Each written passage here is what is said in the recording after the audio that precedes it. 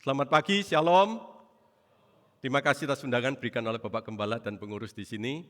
Dan tidak lupa saya menyampaikan salam dari keluarga besar Seminari Alkitab Asia Tenggara buat Bapak Ibu dan sahabat-sahabat muda yang ada di tempat ini.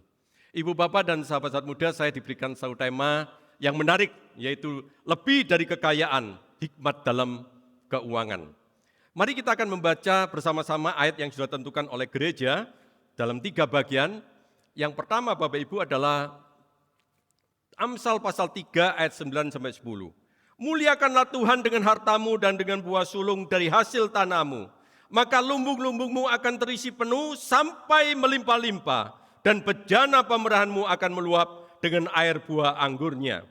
Kemudian dalam bagian yang kedua dan ketiga, Amsal 13 ayat 11 dan Amsal 22 ayat 7. Harta yang mudah diperoleh akan berkurang, tapi siapa yang mengumpulkan sedikit demi sedikit akan membuatnya bertambah. Amsal 22, orang kaya menguasai orang miskin, yang berutang menjadi budak orang yang mengutangi. Ibu bapak dan sahabat muda, kalau kita bersama membaca Alkitab dari kitab Kejadian sampai Wahyu, kira-kira kata apa yang sering muncul di dalam Alkitab? Kata apa yang menjadi muncul? Kata dosa? Kata surga?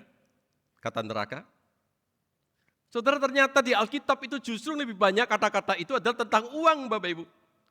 Mari kita lihat Bapak Ibu. Di dalam perumpamaan Tuhan Yesus itu mengajarkan Bapak Ibu. Dari 38 perumpamaan itu, berapa yang menyangkut masalah uang dan harta? Ada 16 Bapak Ibu. Oleh karena itu kalau kita melihat hampir 42% Tuhan Yesus berbicara tentang uang. Sehingga seorang teolog yang bernama John Piper itu mengatakan, Yesus lebih banyak berbicara tentang uang daripada seks, tentang surga dan neraka. Tuhan Yesus lebih mementingkan mengajarkan uang kepada murid-muridnya dan kepada jemaat pada zaman itu. Yang kedua Bapak Ibu, kalau kita melihat dalam Injil itu 1 di antara 10 ayat pasti menyangkut masalah uang atau harta. Artinya Bapak Ibu, ada 288 ayat kurang lebih itu menyangkut masalah uang atau harta. Lalu kalau kita melihat di dalam Alkitab, hampir 2000 kata tentang uang atau harta itu Bapak Ibu. Dan di dalam kitab Amsal ada 130 ayat. Sekarang pertanyaan kita, apa signifikansinya? Apa pentingnya sih? Alkitab itu berbicara tentang uang Bapak Ibu. Yang pertama kalau kita melihat di dalam gambaran secara umum Bapak Ibu ya, ini kesimpulan secara umum, maka Allah itu memahami betapa dahsyatnya pertarungan di dalam hati kita pada saat bersentuhan dengan uang. Allah itu memahami kita itu manusia yang lemah. Kita mudah gampang terjatuh dalam dosa akibat uang itu. Dan uang itu bisa menyesatkan kita semuanya.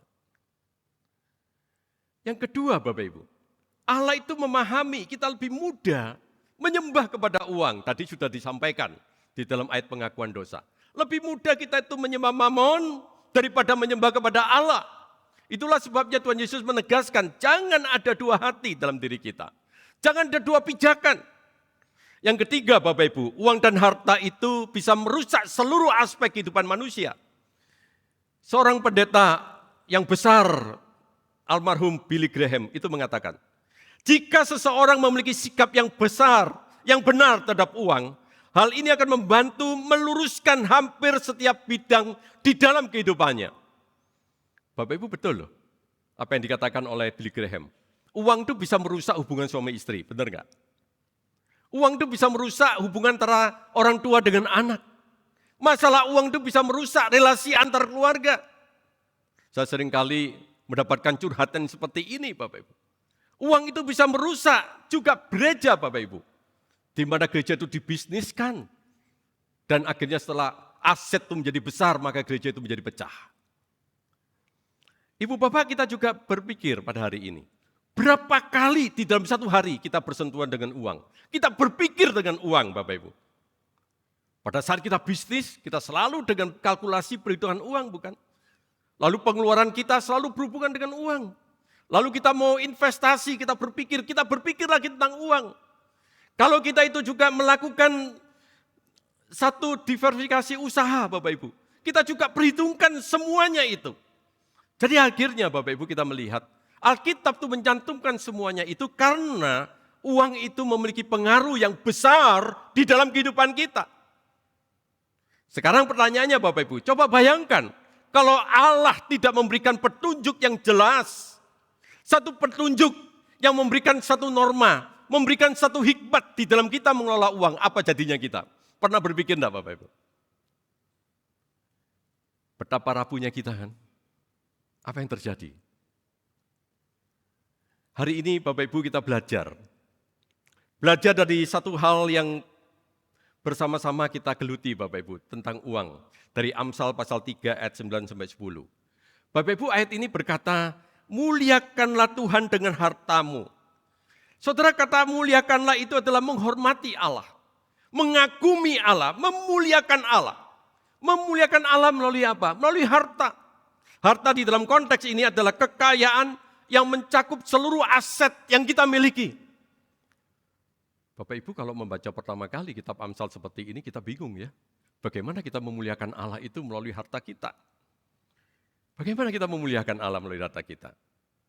Amsal pasal 39 ini mengajarkan, Amsal pasal 3 ayat 9 dan 10 ini mengajarkan 3 hal Bapak Ibu. Bagaimana kita memuliakan Allah melalui harta kita? Yang pertama Bapak Ibu, kita memiliki keyakinan Allah adalah sumber segala berkat. Bapak Ibu kalau kita melihat di dalam kehidupan kita, bagaimana kemudian di dalam ayat yang ke-9 dikatakan, muliakanlah Allah dengan hartamu Bapak Ibu. Wah ini Bapak Ibu pasti sudah menduga persembahan gitu ya, perpuluhan gitu ya dalam diri kita. Tapi sekarang saya mencoba untuk review Bapak Ibu.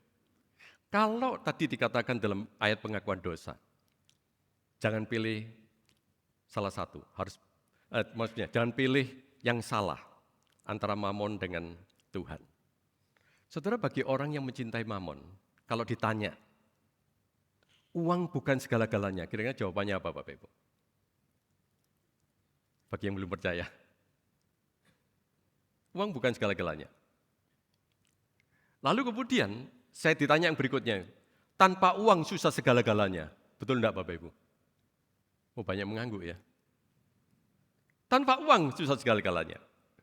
Bapak Ibu, orang yang tidak mencintai Tuhan, itu pasti akan menjawab seperti itu. Tapi kita koreksi. Apakah orang yang tidak percaya pada Tuhan yang pinta pada mamon itu jawabnya seperti itu? Sekarang kalau pertanyaan itu diajukan kepada saudara dan saya. Uang bukan segala-galanya. Bapak Ibu saya yakin di sini adalah orang Kristen yang sejati mengatakan tidak, betul enggak? Tapi kalau kemudian tanya yang kedua, tanpa uang susah segala-galanya. Jawaban Bapak Ibu apa?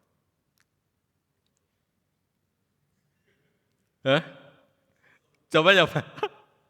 Bapak Ibu sebetulnya kalau kita itu tadi dikatakan dalam ayat tadi, mestinya adalah jawabannya tidak. Kenapa tidak? Tanpa Allah susah segala-galanya. Betul enggak? Mestinya itu, kenapa?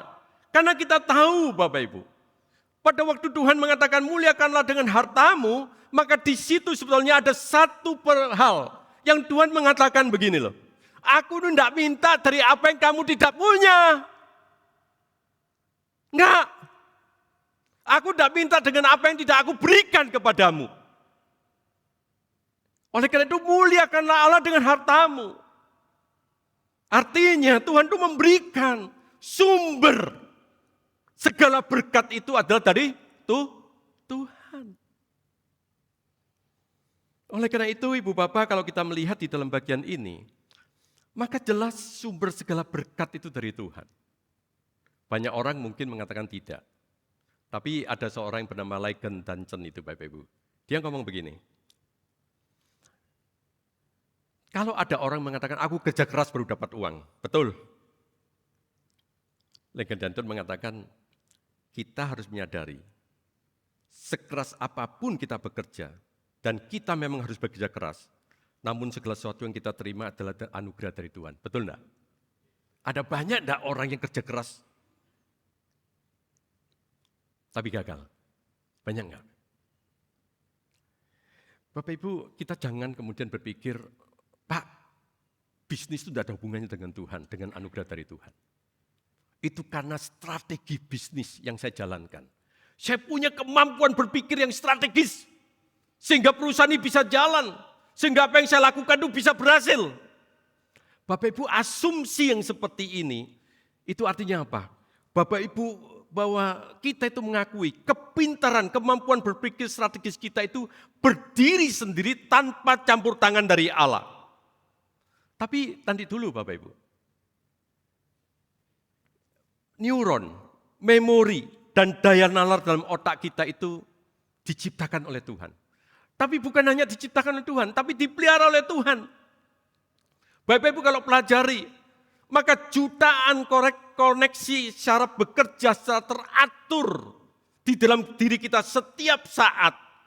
Itu karena adanya Allah yang menopang. Allah yang telah menciptakan, Allah yang telah memeliharanya.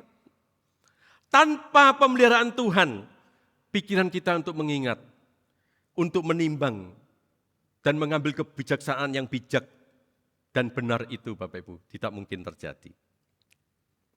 Oleh karena itu Bapak Ibu, bisnis yang berhasil, apapun, ada tangan Allah yang bekerja di dalamnya. Saudara kalau berdagang beras, kalau kita ini berdagang beras, Bapak Ibu kemudian dapat untung, pikirnya nggak ada tangan Tuhan. Ya, karena pintar saya Pak, kalau nggak ada panen baru kemudian saya sudah tahu, lalu saya beli, saya masukkan dalam gudang sepenuh-penuhnya. Nanti kemudian cuannya banyak karena harga akan terus naik. Tapi persoalannya Bapak Ibu, transaksi jual beli itu hanyalah satu mata rantai dari karya Allah yang panjang dengan mata rantai itu. Saudara harus ingat beras itu berasal dari padi. Padi itu tumbuh dari benih yang ditanam. Benih yang ditanam itu hidup karena kesuburan tanah, kecukupan air, serta sinar matahari yang Tuhan berikan, bukan? Betul enggak? Tanpa itu Bapak Ibu bisa dagang beras enggak? Enggak bisa, enggak ada. Benih itu enggak tumbuh. Sehingga seorang teolog mengatakan, sebetulnya pada waktu kita itu berhasil dalam segala sesuatu, dalam bekerja sesuatu, kita mengusahakan tambang, mengusahakan apapun Bapak Ibu. Seorang teolog mengatakan, mau tidak mau ada mata rantai, dan di dalam mata rantai itu ada Tuhan yang bekerja satu persatu. Dan yang akhirnya yang terjadi adalah Tuhan yang menciptakan semuanya itu. Kita bukan keberhasilan kita itu dari kemampuan, potensi yang dalam diri kita, tidak. Akhirnya kita harus mengakui semua itu berasal dari Tuhan. Amin. Oleh karena itu Bapak Ibu kita harus meyakini bahwa Allah sumber segala berkat. Yang kedua Bapak Ibu, kita memiliki hati yang menyembah Allah. Kalau kita sudah tahu itu berasal dari Tuhan, maka maksud ayat itu adalah menyembah Allah sebagai sumber segala berkat.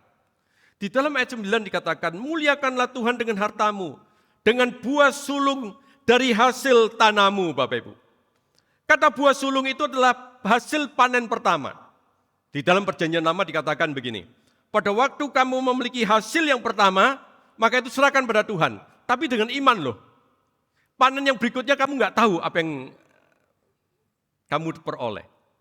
Lalu panen yang berikutnya tidak tahu mutunya seperti apa, nggak tahu.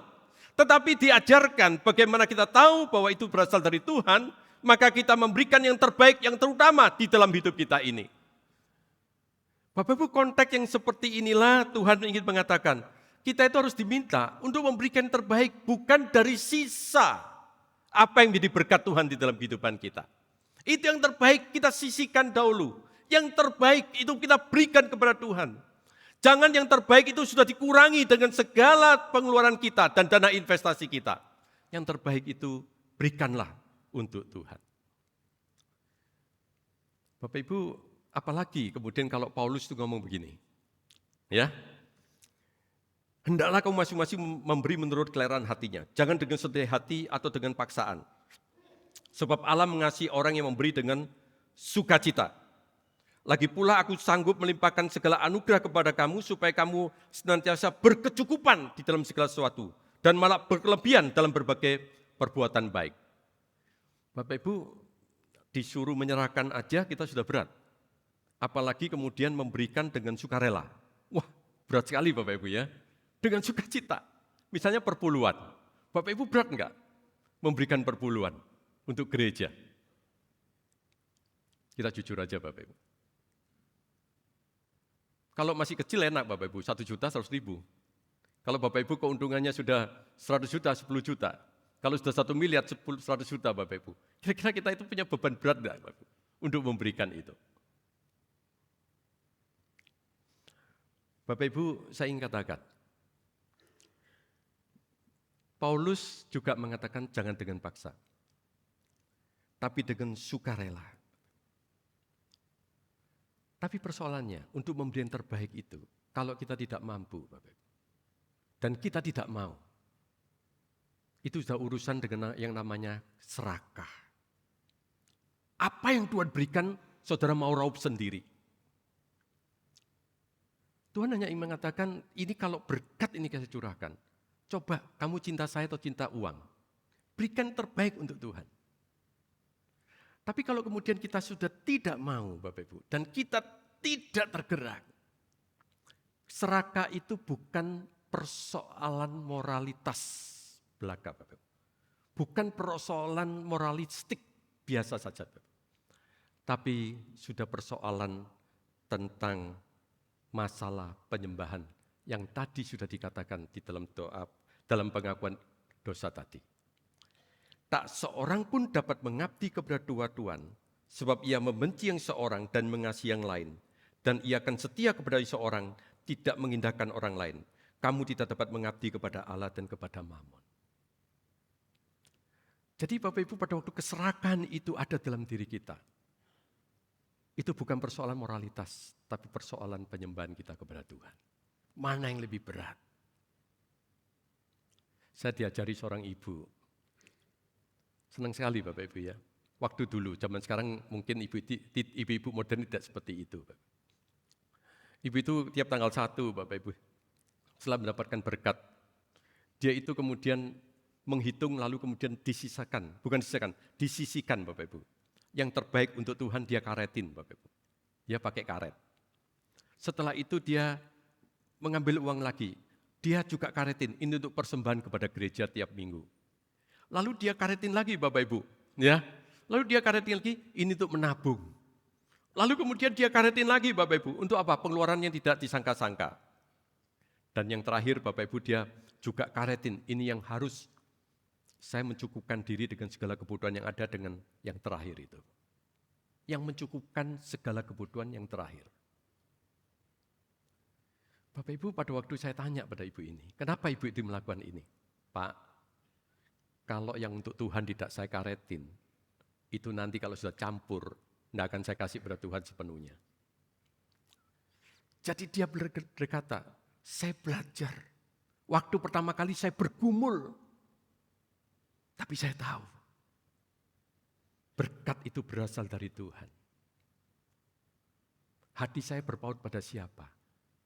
Kepada Tuhan atau kepada yang diberikan oleh Tuhan. Ibu ini adalah ibu yang sederhana, seorang pengusaha. Tetapi dia mengatakan, saya melakukan itu supaya saya bisa memuliakan Tuhan melalui titipan Tuhan. Harta yang Tuhan serahkan, yang Tuhan titipkan dalam hidup saya. Saya tidak mau mencuri kemuliaan nama Tuhan.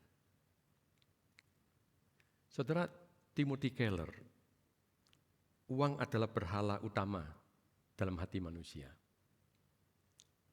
Timothy Keller mengatakan kalau Alkitab itu berbicara tentang hal ini, persoalannya memang utamanya adalah uang itu gampang menjadi berhala dalam hidup kita ini.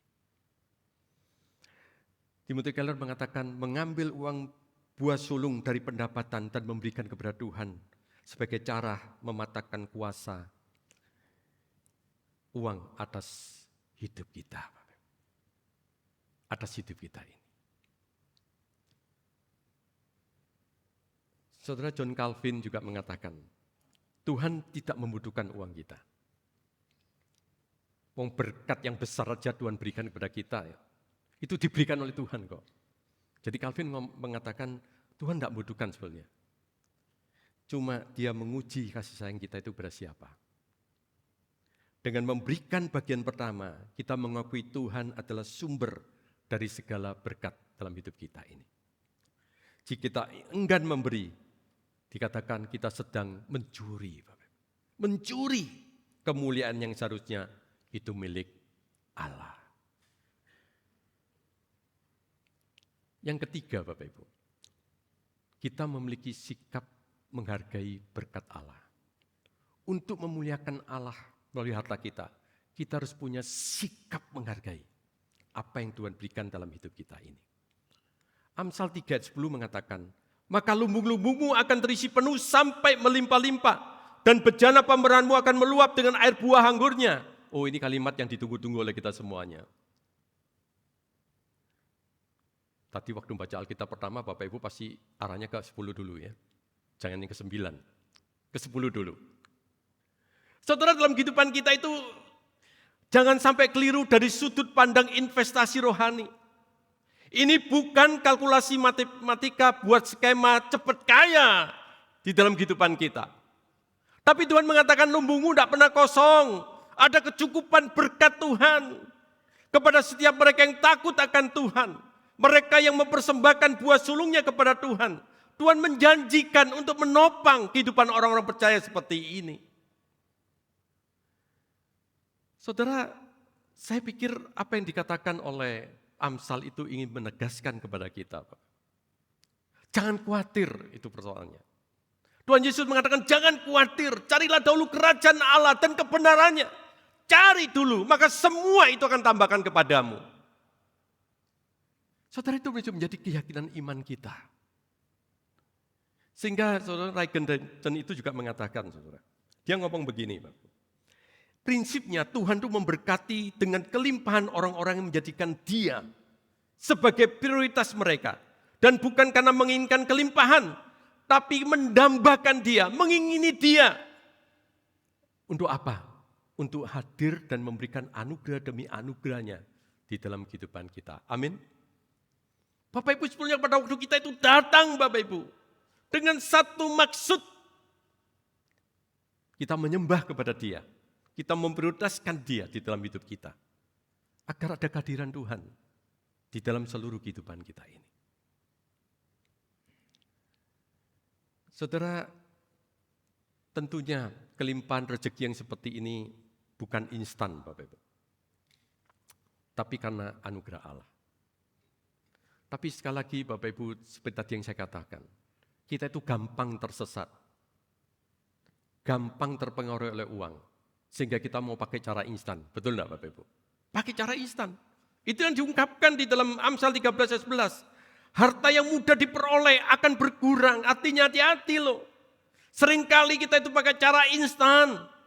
Cara instan salah satunya adalah berhutang. Diingatkan. Melalui ayat 22 ayat 7. Orang kaya menguasai orang miskin yang berutang menjadi budak orang yang mengutangi. Amsal ini bicara. Jangan kita itu terpengaruh oleh uang. Sampai akhirnya kita mau menjadi kaya secara instan. Tidak. Tapi percayalah, Tuhan itu akan memimpin. Tuhan yang akan menyertai.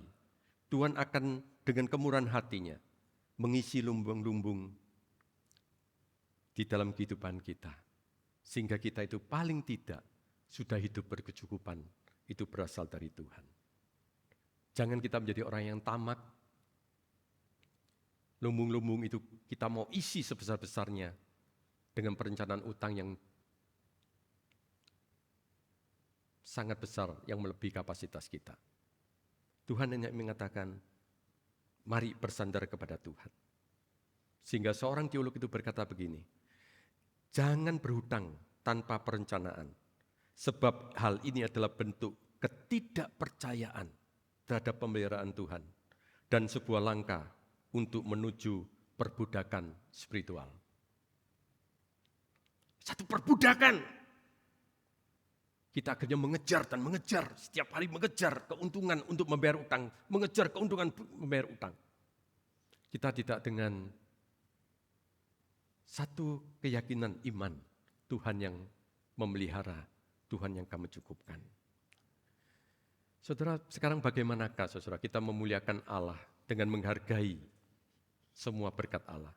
John Piper mengatakan begini, Tuhan memberikan kelimpahan kepada lumbung Anda bukan agar Anda menaikkan standar hidup Anda, standard of living, tapi agar Anda menaikkan standar pemberian Anda, standard of giving. Saudara, kita itu menghargai. Boleh Bapak Ibu dengan berkat yang besar kita itu menikmati bersama dengan keluarga. Tapi jangan sampai standard of living itu kita naikkan, tapi standard of giving itu kita abaikan. Bapak Ibu coba Bapak Ibu pelajari pada hari ini. Mulai tahun 2000 sampai dengan tahun 2025. Dengan berkat Tuhan yang mungkin Bapak Ibu terima. Dengan penghasilan Bapak Ibu yang lebih terima. Pemberian Bapak Ibu kepada Tuhan melalui persembahan. Apakah meningkat atau tidak secara tajam?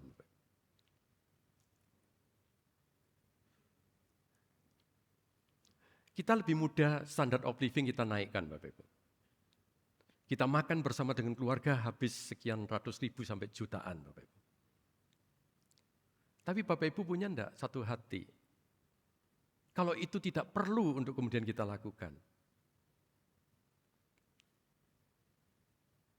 Dengan tanpa mengurangi apa yang menjadi bagian kita untuk memberi persembahan yang terbaik untuk Tuhan. Bapak Ibu sebenarnya kita itu kurang menghargai akan berkat Tuhan. Saya ingat satu cerita Bapak Ibu, seorang anak muda. Dia cerita, pada waktu yang lalu dia itu kemudian diberikan oleh Tuhan melalui papanya. Setiap minggu, ini untuk persembahan untuk gereja ya, kamu nanti berikan. Anak ini betul-betul Bapak, tidak mencuri. Setiap ada persembahan, dia datang karena dia belum bekerja, karena dapat dari papanya kan, betul ya, dia persembahan. Tapi kemudian dia mengerti, papanya diberkati Tuhan secara melimpah. Tapi yang diberikan Tuhan tapi yang diberikan papanya tetap sama Bapak Ibu. Persembahan ini untuk Tuhan ya, kamu nanti untuk persembahan.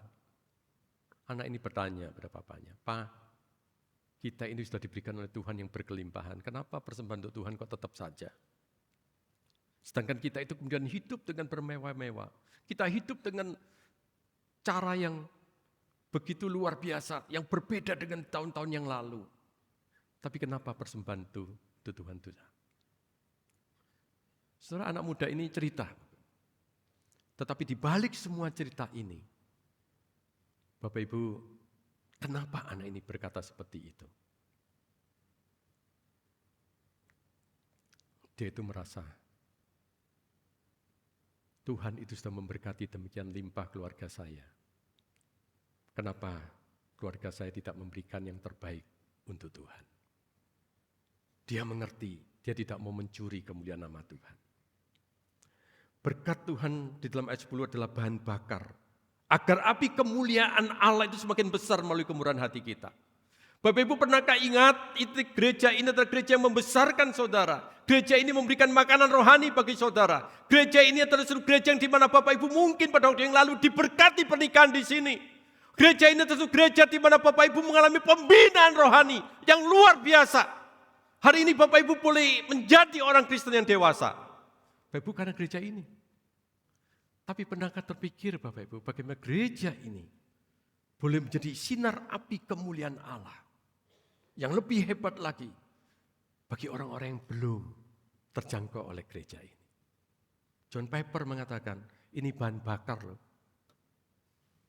Ini bahan bakarnya. Maukah kau berikan supaya api kemuliaan Tuhan itu terpancar melalui gereja ini? Bapak Ibu mungkin berpikir, ini kok Tuhan memberi yang terbaik-terbaik. Pertanyaan saya Bapak Ibu. Kita itu diminta untuk memberi yang terbaik, karena Tuhan sudah memberikan terbaik untuk kita. Betul enggak Bapak Ibu? Sudah memberikan terbaik. Bapak Ibu coba kita lihat di dalam Yakobus 1 ayat 18. Atas kehendaknya sendiri ia telah menjadikan kita oleh firman kebenaran, supaya kita pada tingkat tertentu menjadi anak sulung di antara semua ciptaannya. Bapak Ibu dalam bagian ini Tuhan ingin mengatakan apa? Aku memberikan diriku, harta rohani buat kamu, sehingga kamu menjadi anak sulung, buah sulung di dalam kehidupan Tuhan Yesus.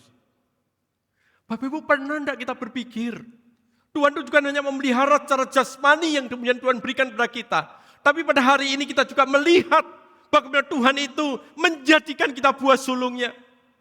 Dia berkorban. Kita adalah orang-orang berdosa yang tidak mampu membayar lunas hutang-hutang dosa kita. Bapak Ibu pernah hitung enggak hutang dosa kita berapa? Kita tidak bisa bayar kok.